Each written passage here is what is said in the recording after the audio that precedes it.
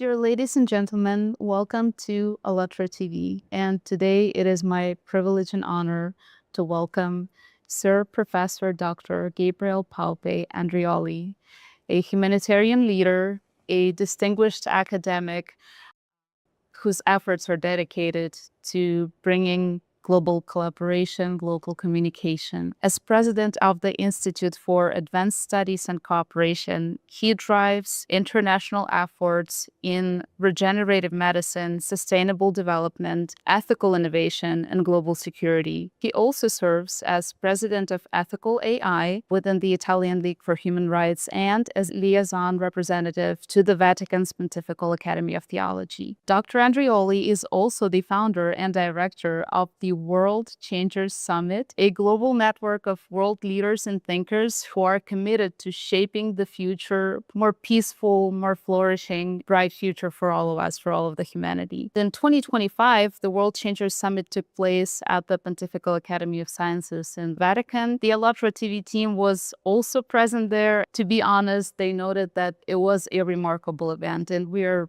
really grateful for the fact that you are the one who creates events like that, who gives that platform for people to actually brainstorm, share the ideas, connect, and, step by step, build a better future for all of us. So thank you so much, Professor Andreoli. Well, thank you for having me. I'm really humbled and we are of service. So whatever I do, it's really to be of service and trying to make the world a better place. So thank you for having me. It's a great honor to be here. And it was fantastic to have Pastor Burns at the event and the ALLATRA team. And I look forward to do more things together. So being here in Washington today for me is a great step forward, collaboration and fruitful work together. Thank you so much. This is amazing. And to be honest, whatever I just mentioned, this is just a small portion of what you do, your initiatives, your projects, and, taking into account a wide range of your work, how would you describe yourself today? What are your aspirations? And at this point in life, at this stage in life, who is Professor Andreoli? That's a great question. Just my book that was released, Transcendence, just the day before the event in the Vatican at the Casina Pio Quarto, which is also the place where the Pontifical Academy of Science is in the heart of the Vatican.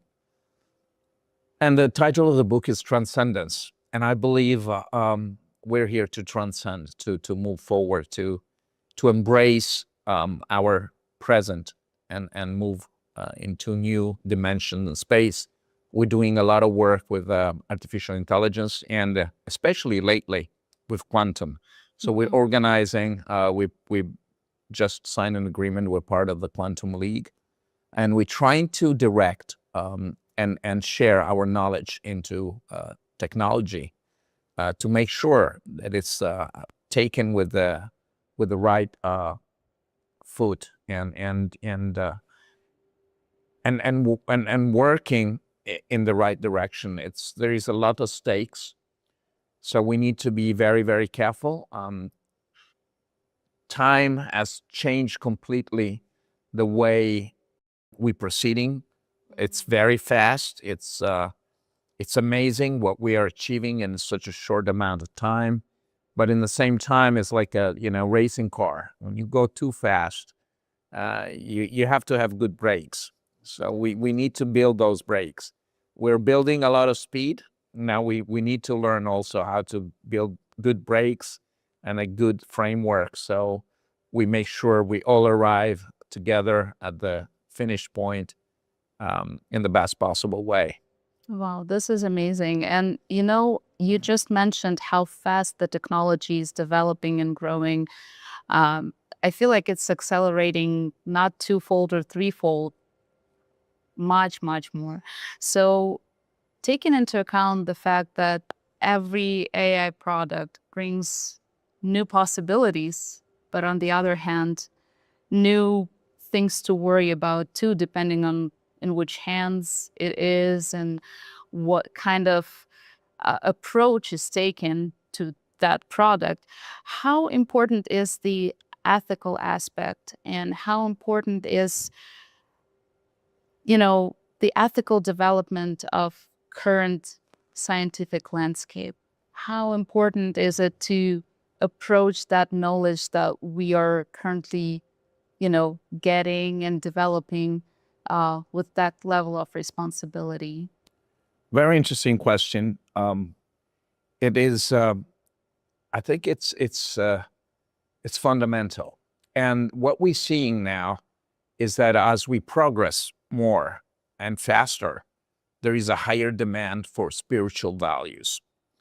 And this is kind of amazing because we expected, people to get into the development and into this new virtual reality and into this reality, which virtual reality is becoming our reality, um, and kind of lose traction with their spiritual side. What we're seeing is actually the opposite, is that with all this at our disposal, we need more and more a guidance, a spiritual guidance, and we need more and more to feel we're part of a community. So I believe ethic is something that is emerging as a strong value into the community because it's something that it's needed. Without this a feeling of community, we cannot move forward. And this is why, one of our next initiative is the multiverse of trust. And the title was chosen because it is so important. It's as the core of everything we do is there is trust. If we feel you're in a trustworthy place with trustworthy people, and then, things can move forward. Otherwise, we start, giving in to our fears and to our insecurity, and that's where everything gets kind of of difficult. Where we need to to evaluate every step we take. And as a human being, we are, uh, strange to say, but we are very trustworthy. This is our default mode. Our default mode is to trust. And then we become very skeptical because our experience teaches us that not always, everything goes smooth and we can get hurt. But it's out of that, out of the problem, out of the mistake we make, that we learn.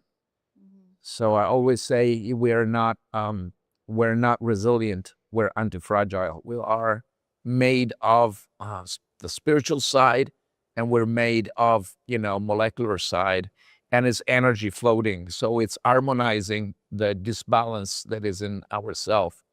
And to have growth, you have to have disbalance. You have to move forward, and moving forward sometimes it also means making mistakes, but we shouldn't be afraid. We should march forward. And in this mission, my next, the book that just came out, which is called Transcendence: Quantum Technology, i.e., and the Future of Humanity, and and it was inspired by the words of His Eminency Cardinal Parolin, the Secretary of State of the Vatican City, which he said, only through transcendence can humanity find a better future for itself.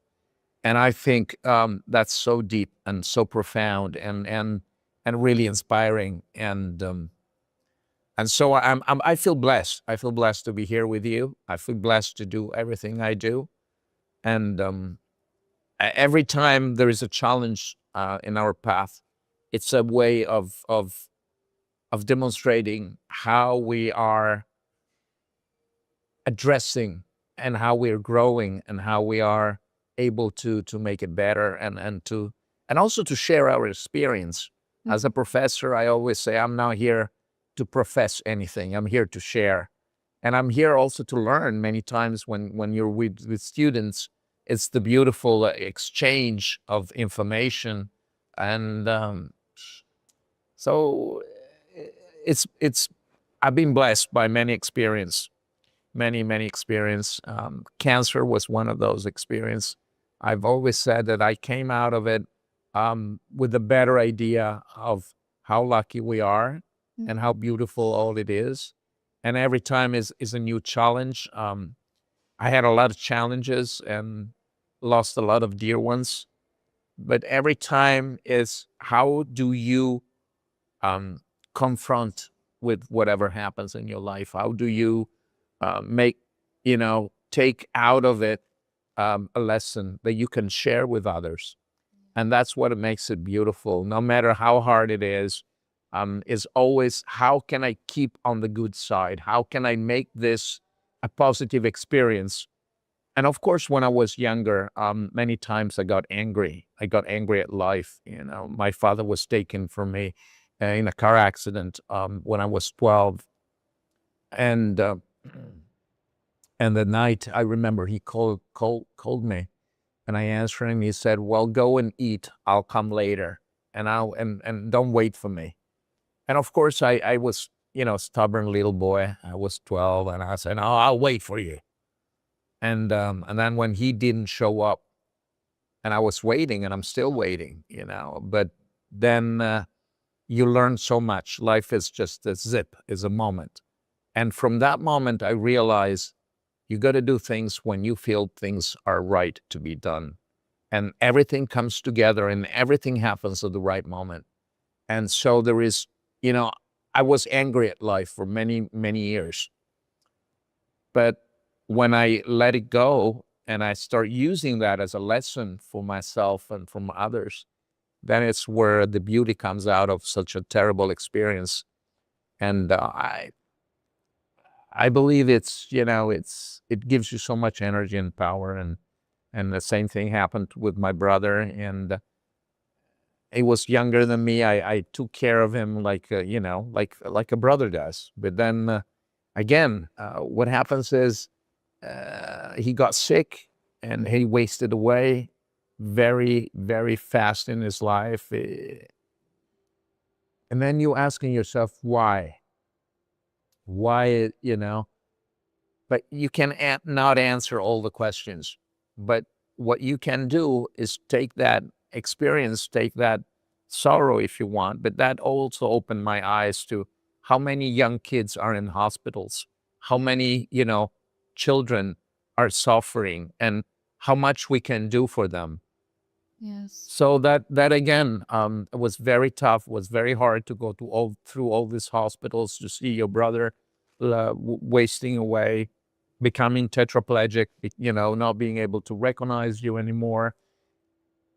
But it was a great chance for me to really appreciate what is life and how much suffering there is in this world. And to be here and to be able to be in this beautiful town with you and be welcomed.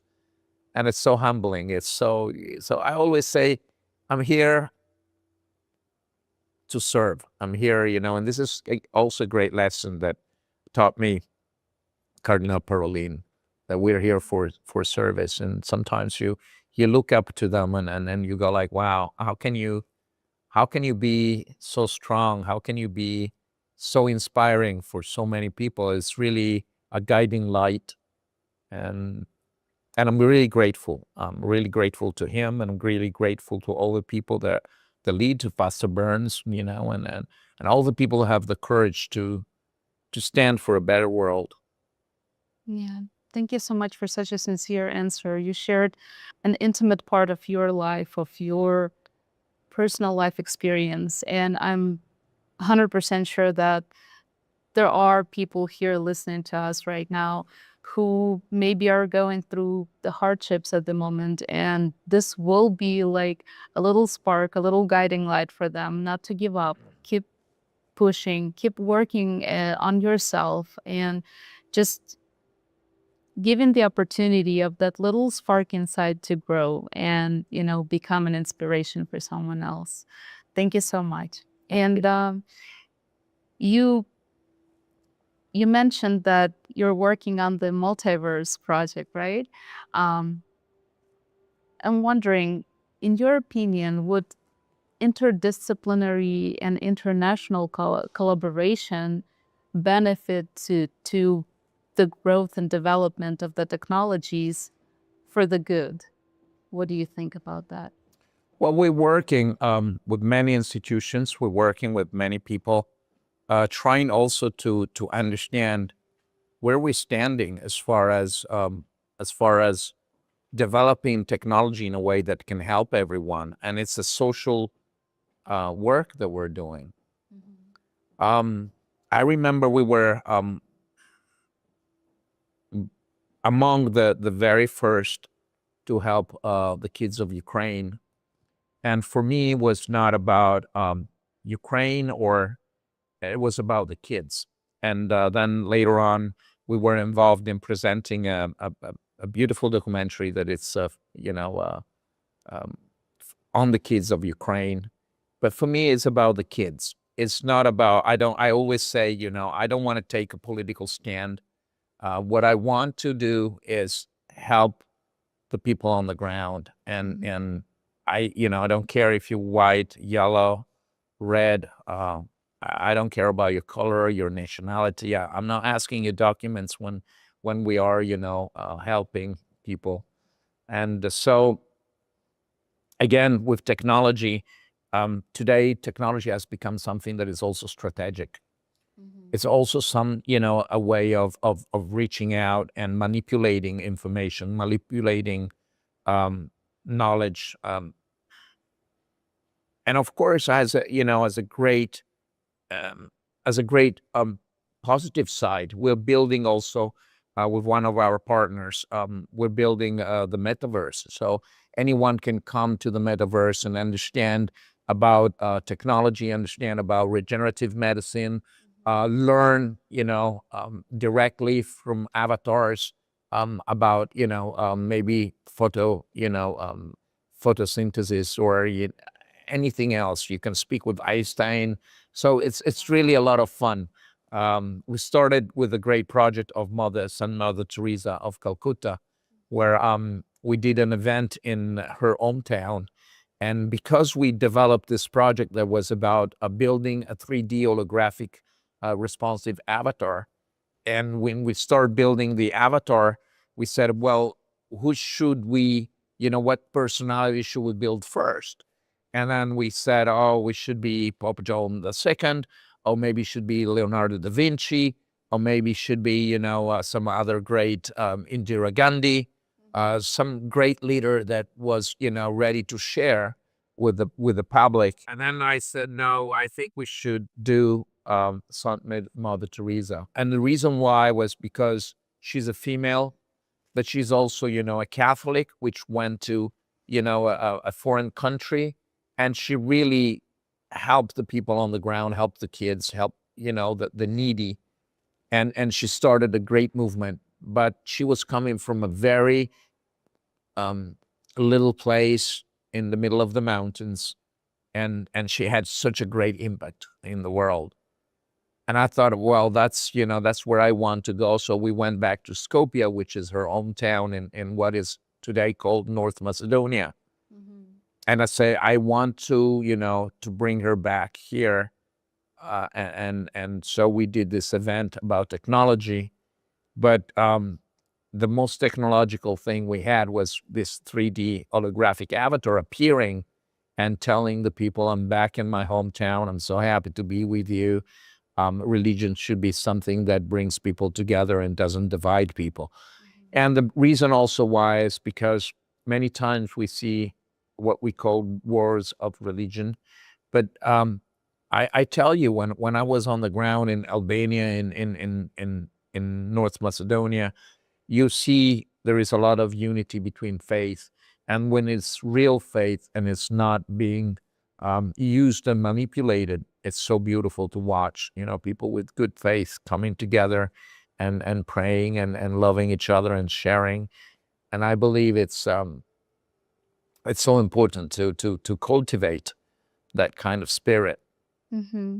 Thank you so much. And thank you for your big heart. Thank you for helping people, helping children, because children It's our future. But do we have a choice? I mean, We have to. Yes, it should be our responsibility, right? exactly. So really, I think I'm just, again, I'm just doing what I can. Um, Leading a fairly big organization now, which started really as I said, how can we bring people together? How can we um, start and initiate something around the Vatican and in regenerative science and bringing people from all over the world and just sharing knowledge, sharing the spirit and this unity and this willingness to help each other. So I think it's important. I think it's a great opportunity. That's why I believe in making the world changers and the events and coming together and sharing. And the next event, we have spiritual leaders coming. I will ask Pastor Burns, Sri Gurudev, which is a good friend. I was this place, Art of Living in India. He's a great guru and brings together millions of people. And we help so many kids through him. His organization is all over the world. And I will ask also, His Excellency, the President of the Pontifical Academy of Theology, Monsignor Stoliano, and so many others that I wanted to bring together, because I want to make a bridge, between faith and technology, and they're really part of the same thing, because we need to believe, and sometimes we believe in things that people say, "Oh, you're crazy." And I remember when we first start talking about quantum biology, and the very first guys that working on quantum biology, and there is uh, a little particle in the eye of this bird, which migrates from Europe to Africa. And there was a theory that this little particle guided the bird thanks to the curvature of the earth. But the forces are so little that nobody believed it could be, possible. But the fact is, it was proven that thanks to quantum, the bird was able to sense and to move around, and you're talking about a little bird being able to move from Poland, from even from Ukraine, I don't know, but to all the way, across the Mediterranean and reaching Africa, just thanks to this sensation. So many times what we call sensations and what we call it's part of a bigger field of energy moving and guiding us. So as we said before, nothing happens by chance. There is energy.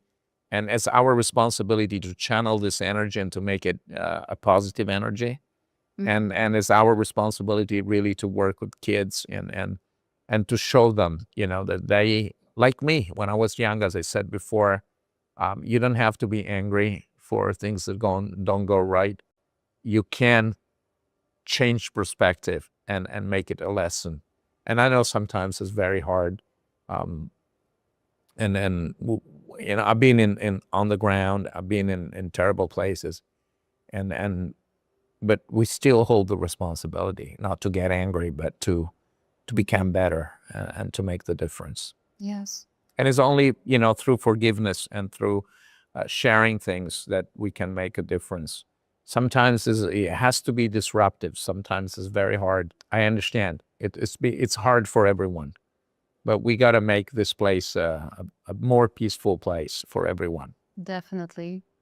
Peace is something that we all should strive for and we all should work on to achieve it, hopefully as fast as possible.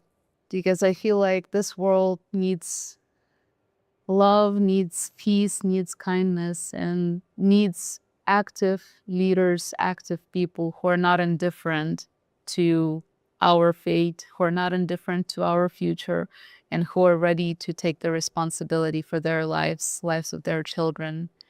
And we know that you're currently planning another major event in the United Arab Emirates. So could you please share a little bit more information about that? What actually was the Well, inspiration for? yeah, it was exactly, what we talked about was about guiding the youth, guiding the youth through esports, through their passions, and make them understand the real meaning and how they can move through the digital space. That's why it's called the multiverse of trust. It's multiverse of trust, DeFi, so decentralized finance, which is something very new into our world, and also, the use also of social media, how you use social media, how you use them instead of being used. How can you control yourself, and because the brain, which is a neuroplastic matter, it changes form, and when you start using the digital device, it really mutates. So our brain adapts to whatever is our task and whatever we want to do. And we've seen, also with the use of artificial intelligence, yes, of course, if it's guided in the right way, it's a great instrument, but it can also lead to less use of neurons. So you stop building synapses because you already have the answers right there. It's a beautiful story. There is a great book that is regarding one of the old codes of Archimedes, uh, and and you can trace down, because before, I mean, in 1,000 years ago, it was very hard to have books. So you would visit the monasteries and learn everything by heart. So your brain, was prepared for silence, for concentration, hours of learning, because you could not take the book with you. Then the printing press came, and it was, mainly was handwritten. So also to transcribe one book to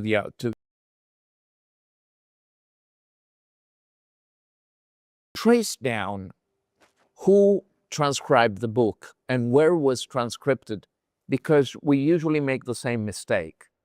So maybe when it comes down to certain words or certain, grammar, you always, have the same mistake. And it was very interesting to be able to understand the path.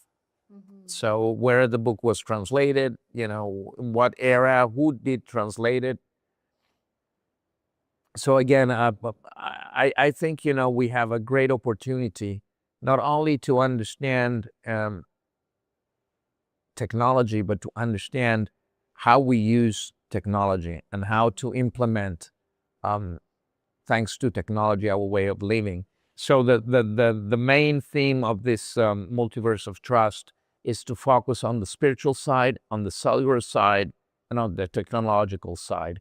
How these three go together to build a better future for humanity again. So this is, the next event we're going to do in Dubai. And then, of course, we're teaming up to celebrate Quantum Day. And so that is going to be the Planck um, equation is 14 for, so it's always around the 14th of April that you do the Quantum Day. So around that date, we will do something, I believe, in Saudi. We already plan, as every year, to do another event in the Pontifical Academy at the Casino Pio Quarto, Pio the Fourth, which is the Pope who built the place and restored the place. And so that is going to be on the 22nd of October, 2026. And the aim is to look into space technology and space. Wow. Yeah. And so we want to prepare and to see how humanity is preparing to move forward and towards the space. We have a project also with Rob Pryor, the artist Rob Pryor, about space. We'll see how that will proceed in the next few months. So there's a lot of things that we're trying to achieve. We're launching the longevity and regenerative project, which is also a part of our effort to cure people. I was just in Cyprus a few days ago, meeting with great scientists and researcher um, to see how we can integrate the use of ultrasounds into regenerative. And also we have a project that is for PTSD, post-traumatic stress disorders, that we want to deploy on the ground and helping people that have gone through difficult time and terrible experience to get over. We know there is a metabolic change in the person after they go through stress and panic and pain. So we want to relieve that situation. So we launched the research on that field with the Red Cross. So we're trying to do a lot of things. Some go well, some others take more time, but they all have an impact. And in the process also, it's very interesting. I always say, not all the weddings end up well, but the process many times is enriching. So Oh, this is incredible. A lot to look for, a lot of exciting news. Wow. And where do you get the energy for all of these different spheres, all of these different, um, you know, types of activity to combine them together to make sure that, there is a room for like collaborative platform for all of that? it's interesting, but you have to surround yourself with good people. So part of the process is to be here. Part of the process is to keep on working with great guys and have inspiration and I think we're blessed, as I said in the very beginning. When energy moves around, when people have good faith and we come together, we join hands, we pray together, we eat together. And things are happening, and it's a great, I think it's also, the process is already a great message. It gives you a lot of energy to fly around. I take about 130 flights a year, so every 3 days I'm in a different country, in a different continent. And it is tough, but it is also such a great opportunity to be all over the world, to be able to join forces with leaders, with policymakers, with great scientists, with you see the things that will be in the future, and you get to share and to learn all the time. And sometimes you give some advice, you share some knowledge, and I think is a great opportunity. So that's where I get my energy from. I get my energy from sharing and being able to have moments like this where. Thank you so much. It's very enriching.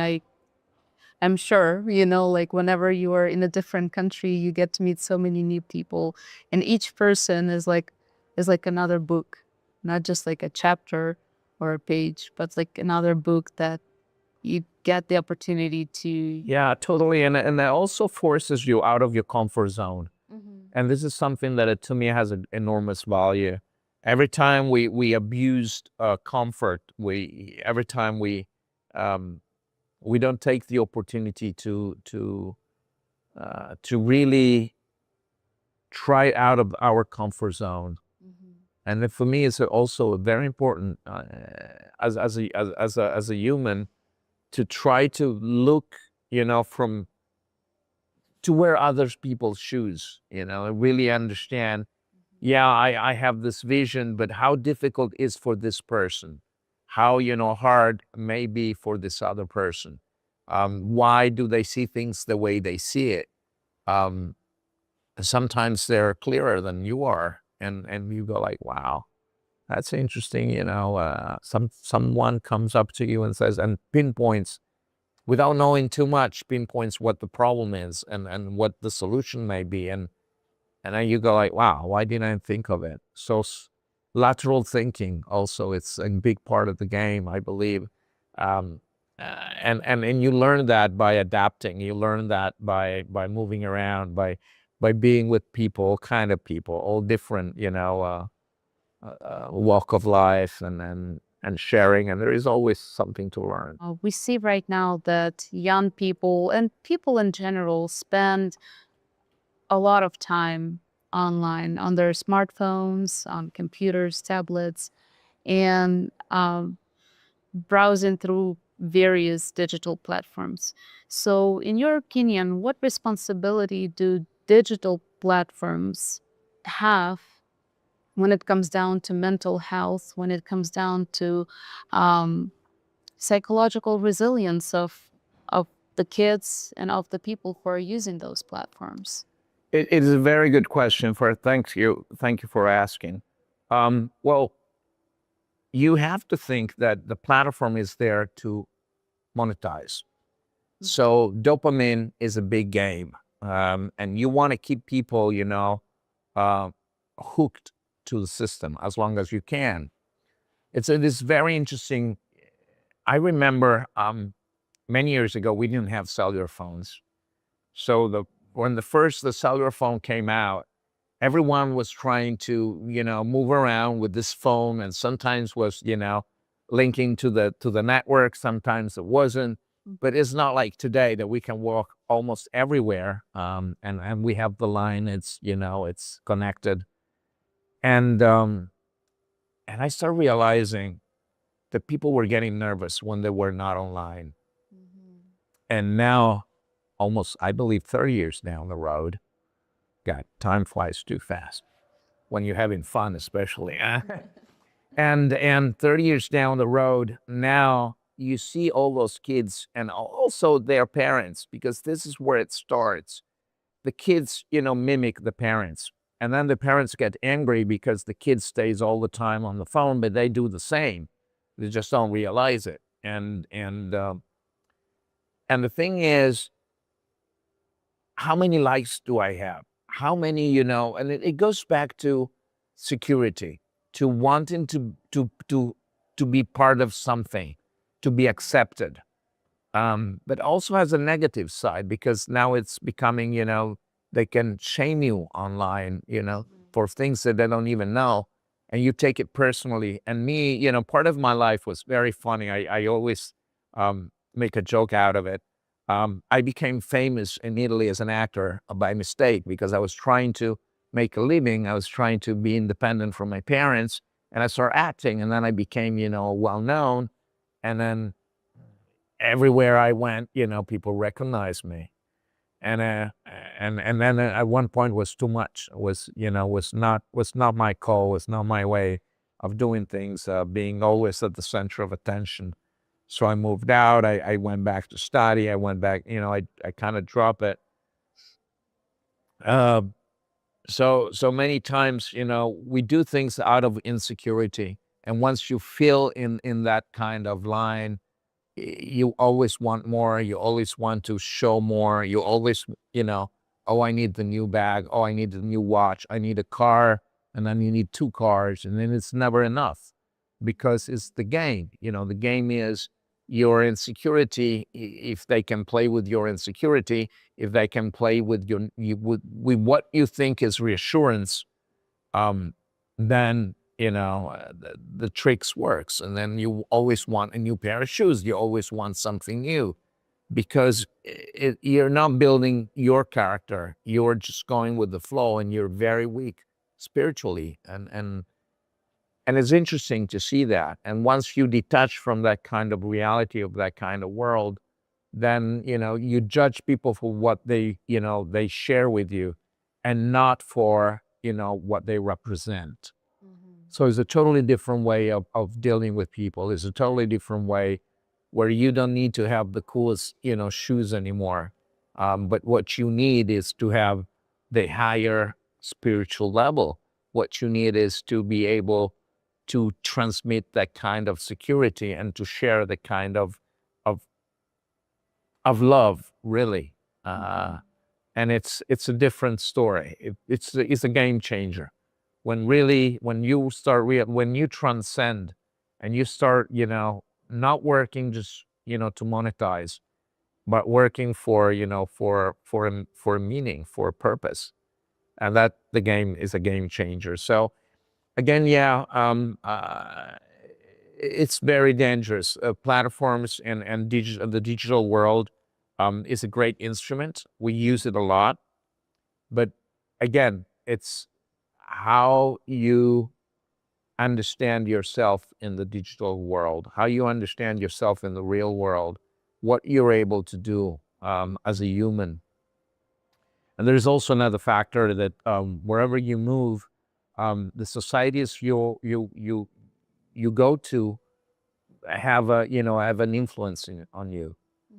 So it is hard sometimes. You have to resist to be influenced. But as a kid is harder and it's difficult. So that's why we work with legislator, trying to have guidelines, trying to say, okay, what is, not to impose, but really to make people understand. It's like when you're trying to impose something, somehow you always fell short because you cannot force, coerce people.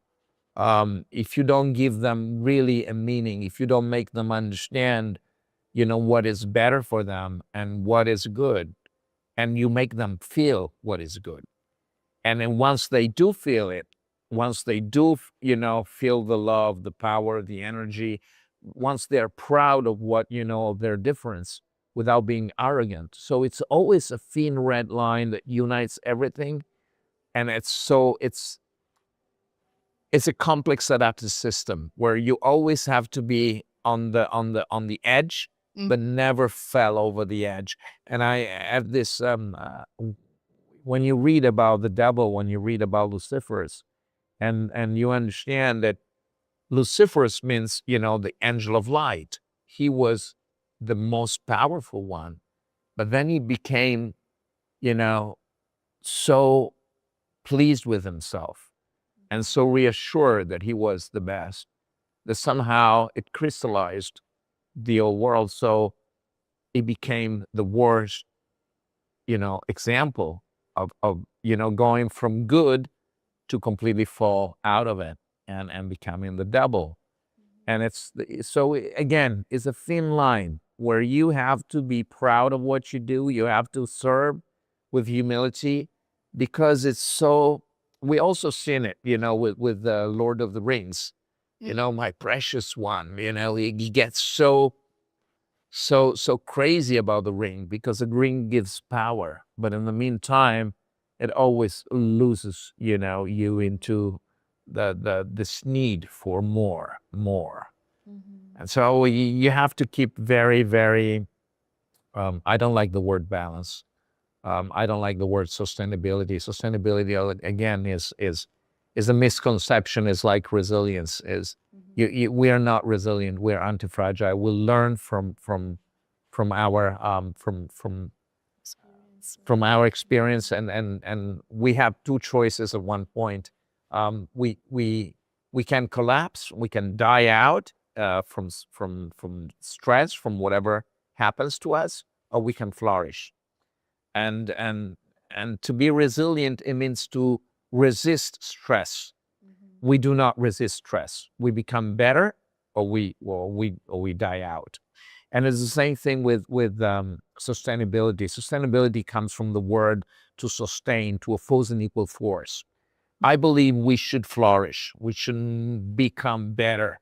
I don't want to sustain. I want to flourish. And I wish for the world to flourish. This is one of the other projects we have in building a center for flourishing and for regeneration. So by regenerative science as a whole, regenerative economy, regenerative science, biocellular science. So we want to regenerate. We want to become better, and we're trying. This is. I think life is is a journey, and the journey is, try what can you do better. At the end of the day, you want to go to bed being a better person that you woke up. So this is what we're trying to achieve. Not always easy, not always, but we got to try. Definitely. So interesting. I'm sure our audience is listening and will be Googling all of the terms that you use, all of the new technologies that you mentioned, because it is really, really inspiring, looking at what kind of amazing future is ahead of us. If only we stay active, if only we try, and not only try, but do our best, right? It's just incredible. Professor Andreoli, you are well acquainted with the global initiative of spiritual diplomacy and the mission of Pastor Mark Burns, which is gaining increasing attention and significance worldwide. And you will soon take part in a conference organized by Pastor Mark Burns together with ALLATRA movement, which is dedicated to the topic of spiritual diplomacy. How do you see spiritual diplomacy contributing to international dialogue in the context of the challenges that we're facing in the modern world? And what topics do you plan to tackle on? Well, it's very interesting. When Pastor Burns came into the World Changers at the Pontifical Academy of Science, which was called Transcend, unveiling the future of humanity. And he gave me the idea really of coming there and inviting me to this event that is, that with ALLATRA that you're planning. He gave me the idea of putting together the multiverse of trust.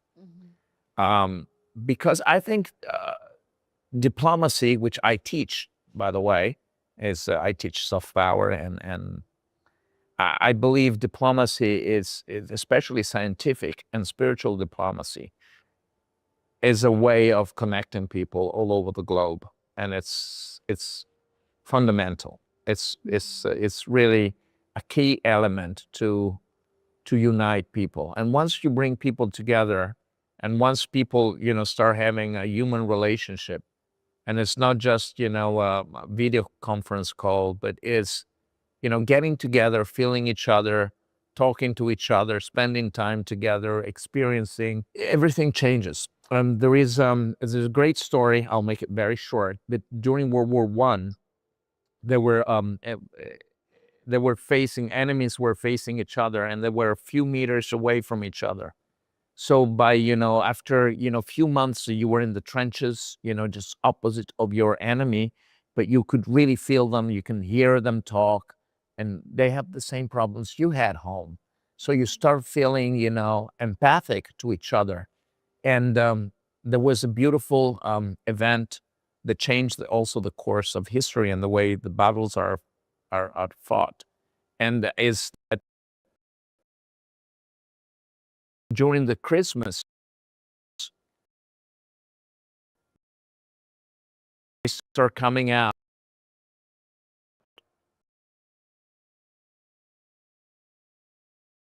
from the trenches.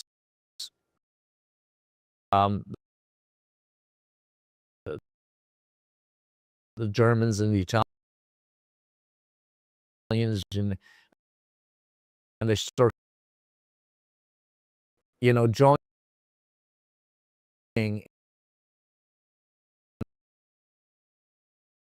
and celebrating. They brought presents to each other, and they're so pain is becoming. They start moving together, not.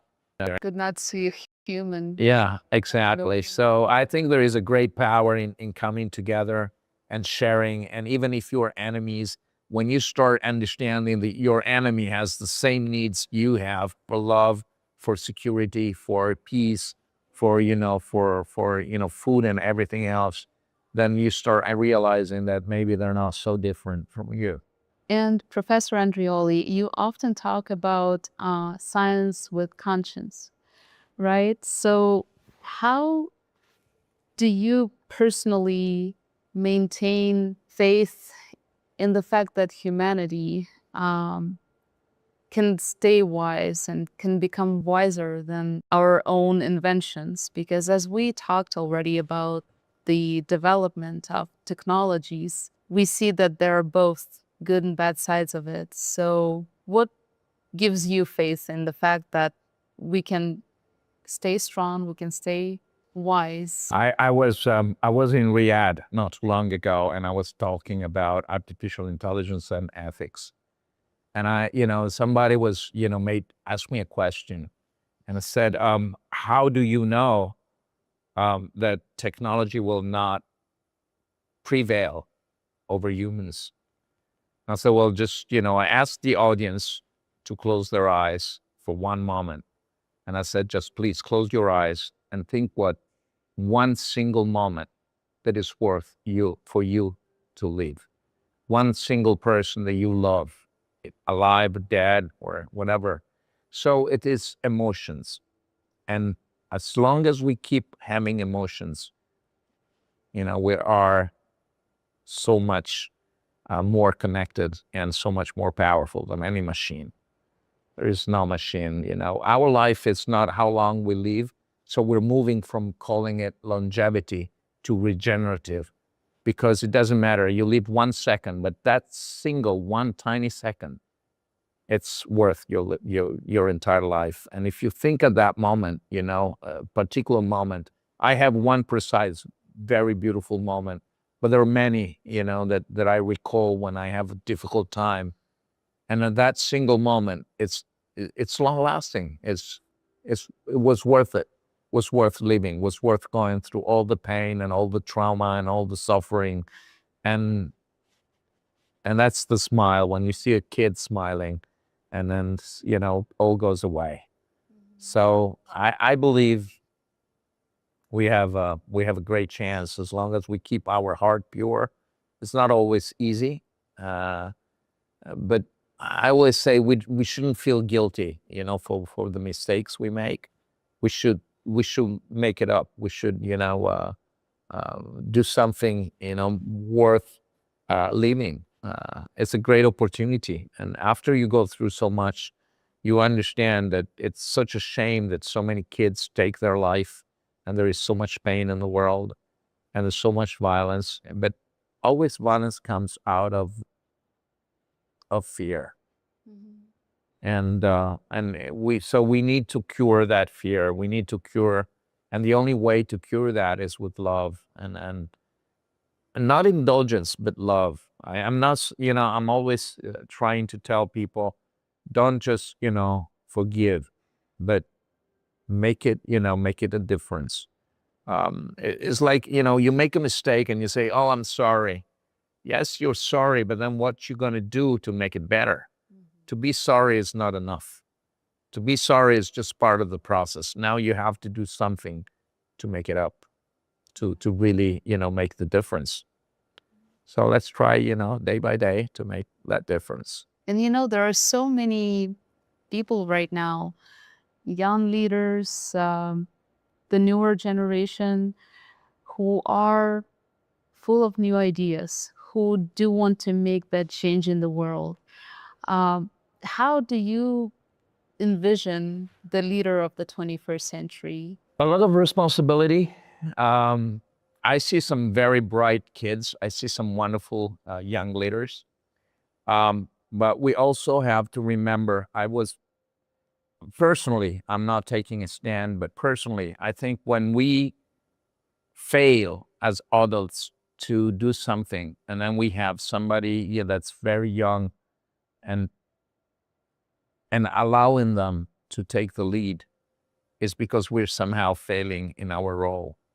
And we have to be honest, we have to be able to be respected. And in order to be respected, we have to take the responsibility of leading with conscience and vision and strength. And so the young leaders can come when they're ready. And if our society allows kids to use technology in the wrong way, I don't think it's so much their fault. It's our fault that we're not able to guide them in a better way. So I always say, we need to do better. We need to do more. We need to give the right path. And so great to have young leaders, great to have, to help them become the better version of us. So let's help them. Let's work together, but let's not take off the responsibility from our shoulders.